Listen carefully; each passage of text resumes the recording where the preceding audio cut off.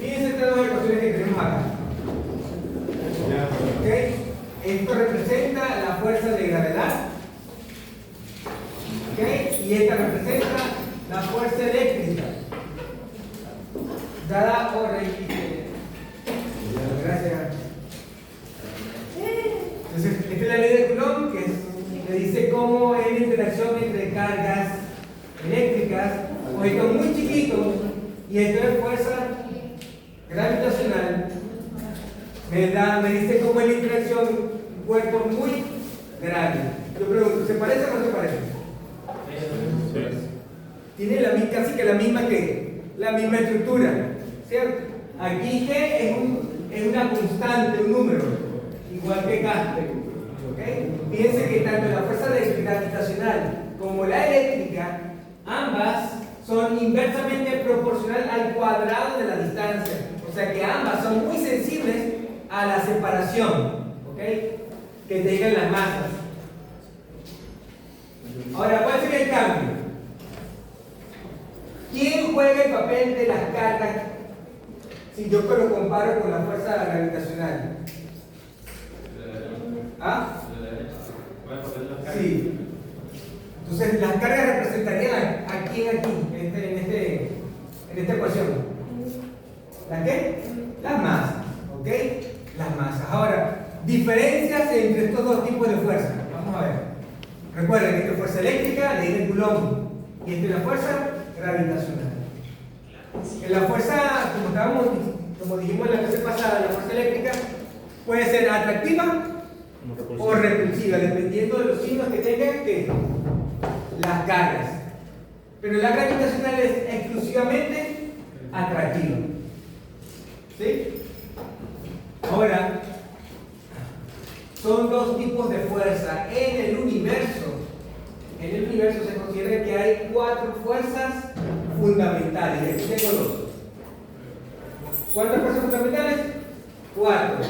¿Okay? Tengo la gravitacional, la eléctrica, está la fuerte y la fuerza débil. Fuerza fuerte y fuerza débil. ¿Okay? La fuerza fuerte es lo que mantiene los protones en el núcleo. ¿No se lo han preguntado? Ayer dijimos que cargas iguales, ¿qué pasa? ¿Qué? Cargas iguales se repela. se repelen. Ahora, en el núcleo, ¿qué tengo? Tengo protones. ¿Con carga qué? Encerrados en un espacio muy pequeñito.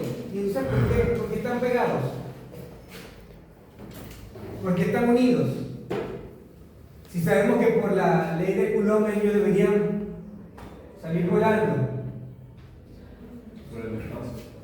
Porque debe haber entonces otra fuerza más grande que ¿qué? Que la fuerza eléctrica, que mantenga esto unido. Y esa es la fuerza fuerte, ¿okay? La más poderosa de todas. Y la fuerza débil tiene que ver con también a nivel atómico, es la responsable de la desintegración de algunas partículas, pero son básicamente esas 4 fuerzas: gravitacional, eléctrica, nuclear fuerte y nuclear débil. Pero de entre todas las 4, la más débil es la fuerza gravitacional. ¿Ok? Es la más débil. ¿Y por qué es tan débil? Por este valor. ¿Ok? Este valor. Esta constante es muy pequeña. Esta es alrededor, dijimos que vamos a trabajar con 9 por 10.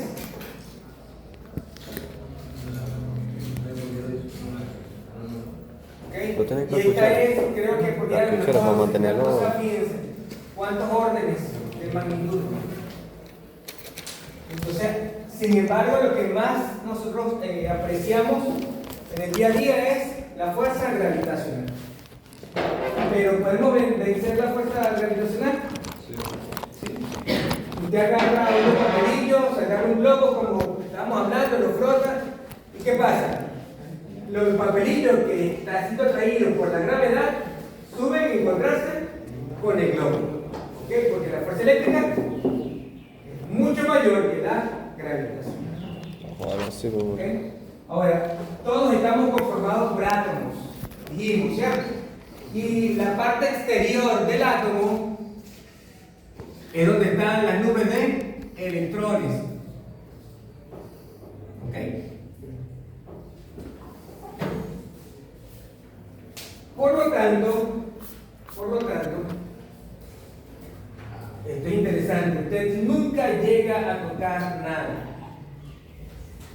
¿Cómo es eso? Porque tú tienes una capa, ¿ok?, de electrones, las manos y los pies alrededor tuyo, ¿ok? Es la capa más exterior. Ahora, cuando tú vas a tocar, por ejemplo, el pupitre también tiene una carga externa de electrones. Entonces, carga eléctrica negativa. Con carga eléctrica negativa, ¿qué ocurre? Hay repulsión. ¿Ok? Entonces, cuando está muy cerca, eso que tú sientes de textura, en realidad, tú sientes que lo estás tocando, pero en realidad no estás tocando nada. Hay un colchón. Hay un colchón siempre. ¿Ok? Debido a esa repulsión. Acá tienes tu dedo magnificado.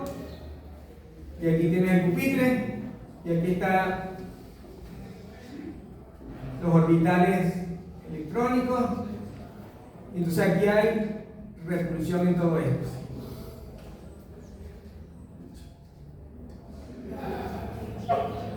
Entonces, nunca se llegan a tocar. Entonces usted está caminando entre nubes, ¿ok? Sus pies nunca tocan el piso. Aunque se pusiera en un edificio y se lanzara hasta abajo, igualito, nunca, usted se destroza, pero nunca esto entra en contacto. Las energías necesarias para vencer esto son muy grandes, ¿ok? Son muy grandes.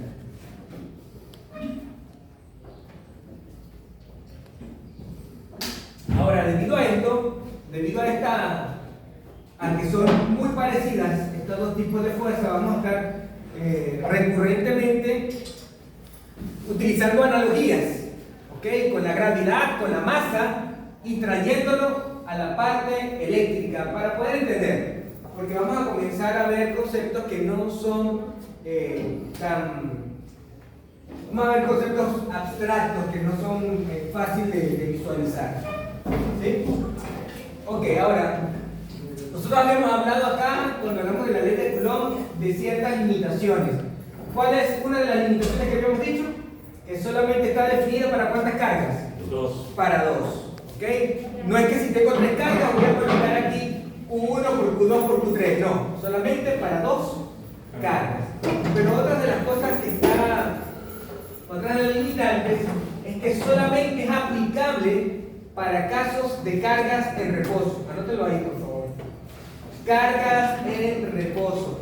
Esta unidad es de electrostática. Cargas en reposo. ¿Okay? Si las cargas se están moviendo, entonces ya esta ley deja de sernos útil.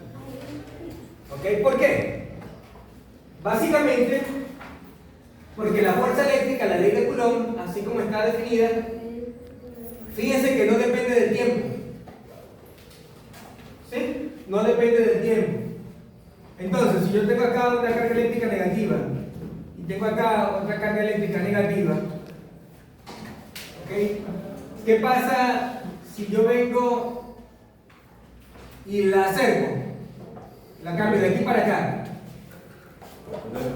Entonces, la carga debería sentir este cambio, ¿sí o no? Sí. Porque yo sé que la fuerza eléctrica depende de qué, de la distancia y también de la carga. Si yo cambio la distancia entre ellas, cambia la fuerza que él siente.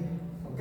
Entonces, un cambio en esta partícula lo debería sentir esta partícula, pero como aquí esta fuerza no depende del tiempo, entonces lo que podríamos asumir es que esa interacción es instantánea. ¿Ok? Pero no es instantánea. ¿Estamos claros? ¿Cómo sabemos que no es instantáneo?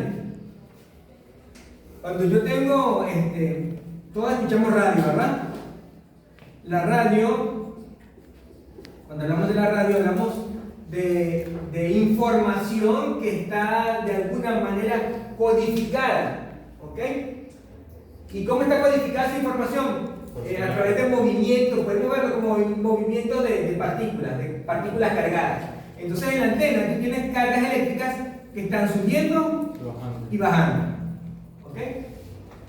Y usted tiene en su carro una antenita, en la radio de su casa, una antenita, y entonces, si están sintonizados, entonces los electrones que se están moviendo acá se empiezan a mover en sincronía con lo que están acá en esta antenita. Entonces, lo que se mueve acá y entonces puedo yo traducir el mensaje que está enviando la radio. Ok. Ahora, ¿qué pasa si esta radio yo la coloco en la luna? Si es cierto esto, que la fuerza eléctrica no depende del tiempo, entonces yo digo hola aquí y en la luna me están escuchando instantáneamente. ¿Sí? Si yo me pongo el radio en el sol, digo hola aquí y ellos me pueden contestar inmediatamente. ¿Okay? Pero sabemos que no es así. Cuando el hombre fue a la luna, ¿verdad? Se constató de que había un tiempo, un lag. Buenos días, adelante. Le toma aproximadamente 2 segundos, redondeando, 2 segundos a la señal de radio llegar a la luna. ¿Okay? Y fíjense que moviéndose la velocidad de la luz, este tipo de interacciones, 2 segundos. Entonces tú dices, Houston, tenemos un problema. Tienes que esperar 2 segundos a que te llegue el mensaje. Tú respondes, tienes que esperar 2 segundos a que lo vuelvas a escuchar. ¿Ok?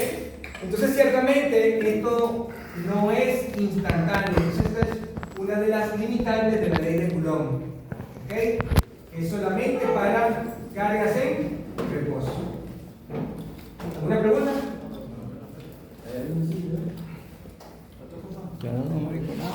Si fuera el sol, serían 8 minutos, imagínense, 8 minutos.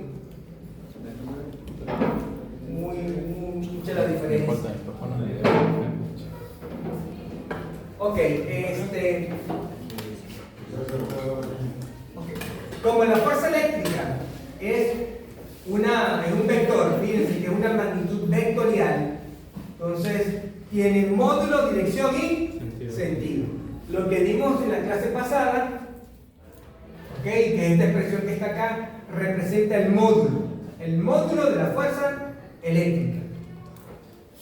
Pero, ¿cómo nosotros sabemos hacia dónde está dirigida?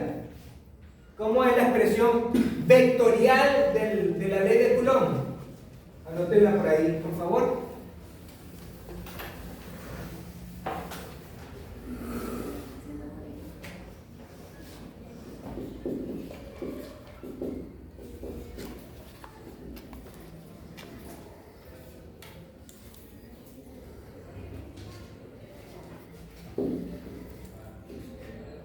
Ok. Lo único que le agregamos es ¿qué cosa? Un vector unitario. Un vector, cuando tiene circunflejo, indica que es un vector unitario, o sea que solamente mide 1. Entonces, cuando yo multiplico este vector unitario por este módulo, ¿verdad? ¿Afecta a la cantidad? No, porque vale 1. Entonces, ¿para qué me sirve colocar este acá? Para que me indique hacia dónde está apuntando la fuerza. ¿Ok? Ahora, ¿cómo yo coloco, cómo está definido un vector unitario? ¿Qué recuerdan? ¿Han visto álgebra? ¿Levantar la mano? Sí, matemática. 4 semestres. Ok. ¿Han visto álgebra? Vector unitario, entonces sería el vector R entre el módulo de este vector. ¿Ok? Entonces el vector entre su módulo, eso me da un vector unitario. Entonces si yo podría escribir este módulo que está acá sin mucha cosa, como de esta manera. ¿Ok? Si yo entonces esto, en vez de colocar esta expresión, coloco esta, Entonces, esta R se multiplicaría ¿con qué? Con esta R de aquí abajo. Entonces, ¿qué tendría? K por 1 ¿entre cuánto? Entre R cubo por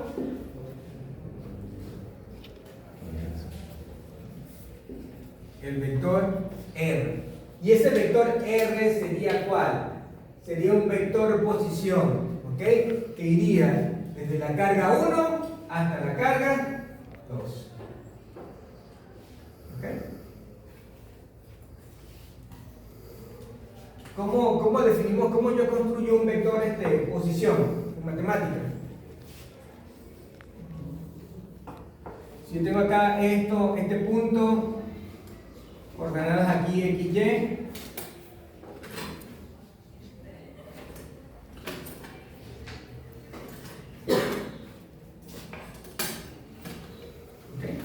entonces yo para definir un vector, yo necesito entonces definir dos puntos.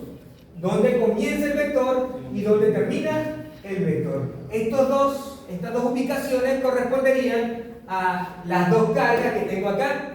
¿Ok? Una carga define dónde empieza el vector y la otra carga dónde termina el vector. Entonces, yo para poder construirlo, expresar la ley de Coulomb de forma vectorial, yo tengo que saber las coordenadas de las dos cargas. ¿Estamos claros? ¿Okay? Aquí estoy asumiendo que una carga está ¿dónde? En el origen. ¿Cuáles son las coordenadas del origen? 0, 0. ¿Ok? Y la otra está en una coordenada x, y cualquiera. Entonces ese vector R, ¿cómo queda? ¿Recuerdan? Entonces, componente x final menos componente x inicial. Entonces vamos a ponerlo así. En I más y sub f menos y sub i en. Y si fuese 3D, para z f menos zi.